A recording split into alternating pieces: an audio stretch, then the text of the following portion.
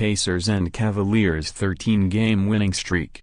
Indianapolis / the Indiana Pacers viewed Friday night as a statement game, and they got the last word.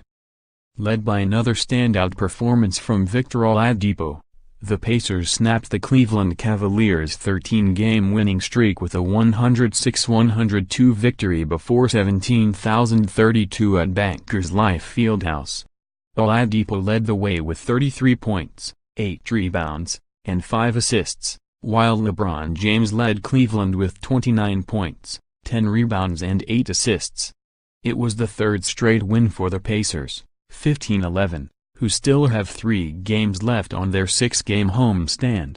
It was also their second win this season over the Cavaliers, 18-8, the defending Eastern Conference champions.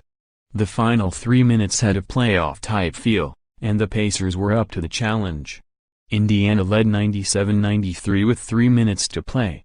After J.R. Smith made a three-pointer to pull the Cavaliers to within 1, Bojan Bogdanovic answered with a clutch three-pointer to put the Pacers ahead by 4 again. Pacers forward Thaddeus Young played tough defense on James, forcing him to miss a difficult driving bank shot from about 6 feet. Oladipo was fouled on the Pacers' next possession, and he made one of 2 free throws to give Indiana a 195 lead with 1:35 left.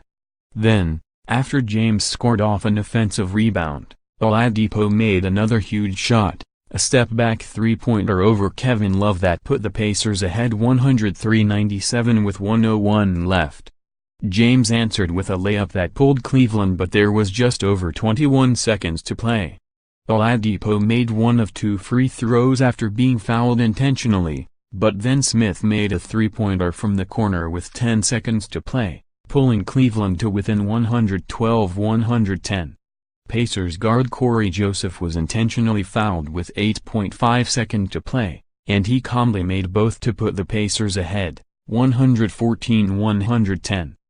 Love missed a three-pointer on the Cavs' final possession, and the Pacers could celebrate another important victory. Here are 3 takeaways. The Cavaliers remembered that they were beaten badly by the Pacers on November 1, 124-107 in Cleveland. At that time, the Cavaliers were struggling, particularly on the defensive end. But they came into this game playing their best basketball of the season. Cleveland looked at this game as payback, an opportunity to put the upstart Pacers in their place. For the Pacers, this was a barometer game, a chance to measure themselves against a legitimate contender. The Pacers seemed to have a hard time focusing on the Chicago Bulls on Wednesday night, knowing the Cavaliers were coming to town. The Pacers wanted to see how they matched up with Cleveland again, knowing the Cavaliers had hit their stride. It's still early in the season, but for a young team like the Pacers, games like this sent a statement. Oladipo poured in 20 points during his dazzling third quarter, and the Pacers were glad to let him take over.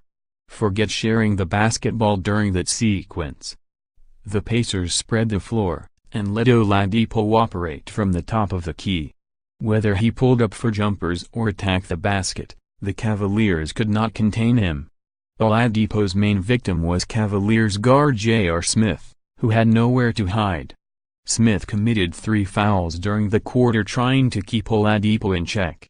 Smith tried to get physical with Oladipo, but he never lost his composure and simply stepped to the line when fouled.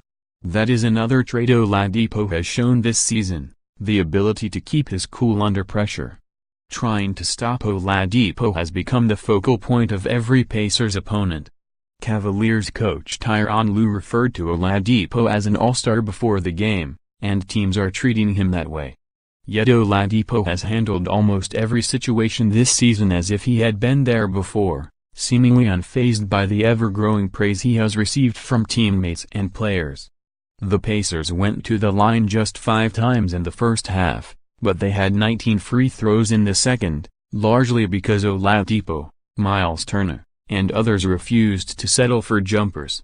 The Pacers attempted 39 three-pointers and have relied on long-distance shots all season. But when they don't have to rely on threes to win, they are at their best.